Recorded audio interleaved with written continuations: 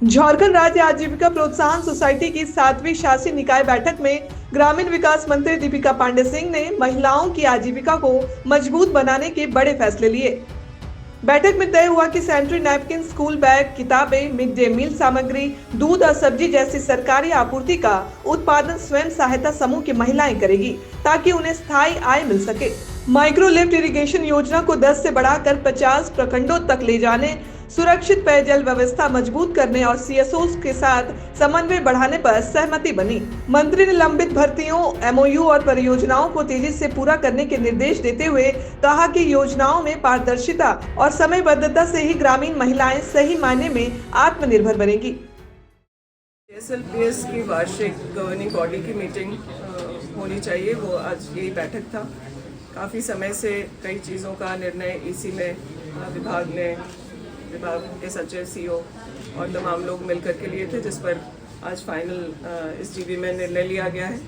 महिलाओं की आजीविका को और कैसे बेहतर हम लोग कर पाएँ, इस पर चर्चा हुई। आज जो सरकार में जो भी सप्लाई है, रिक्वायरमेंट है, जैसे फॉर एग्जांपल सैनिटरी नैपकिन्स है या फिर स्कूल्स में कॉपी की आवश्यकता है, बैग या जो भी चीज़ें लोग आज सरकार लाभुकों को दे रही है, उसका उत्पाद हमारे समूह की महिलाएं करें और उसको सरकार की जो ज़रूरत है उसको पूर्ण करें। मिड डे मील में एग की बात हो या फिर जो दूध की आवश्यकता है या फल सब्जियों की, से महिलाओं को जोड़ा जाए, इस पर विस्तार से चर्चा हुई।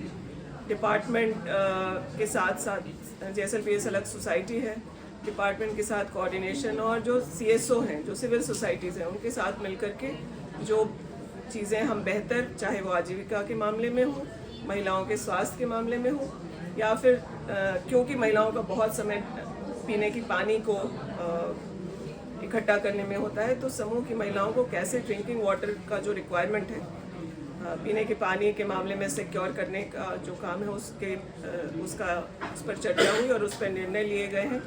जो हमारे ऑनगोइंग प्रोजेक्ट्स हैं उसको कैसे उसका सेकेंड वर्जन और ज़्यादा उसका कवरेज हो। आज अगर 10 ब्लॉक तक माइक्रो लिफ्ट इरिगेशन के काम को हम लोग कर पाए हैं, तो आने वाले साल में कैसे 50 ब्लॉक तक, क्योंकि सिंचाई की सुविधा हो जाने के बाद हम लोग देख रहे हैं कि महिलाएं भी बागवानी में बेहतर कर पा रही हैं और उनकी आजीविका दोगुनी नहीं तिगुनी 5 गुना तक भी बढ़ने का, इन सब चीज़ों पे चर्चा करके गवर्निंग बॉडी ने काफ़ी सारे निर्णय लिए हैं जो राज्य की महिलाओं के हित में है, ग्रामीण महिलाओं के हित में है। इस जीबी की बैठक का हिस्सा सिर्फ ग्रामीण विकास ही नहीं बल्कि कृषि, फॉरेस्ट, वित्त, सोशल वेलफेयर डिपार्टमेंट के लोग यहाँ प्रतिनिधि होते हैं। तो हम लोग कैसे कन्वर्जेंस में काम करें कि इंटर डिपार्टमेंट हम लोग काम करके कैसे इन महिलाओं को और सशक्त करें, इस पर भी चर्चा हुई है।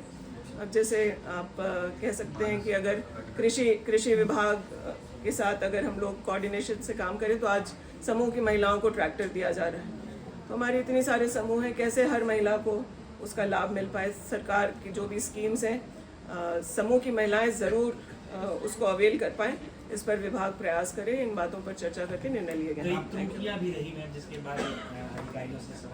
करप्शन पे क्या दिशा निर्देश?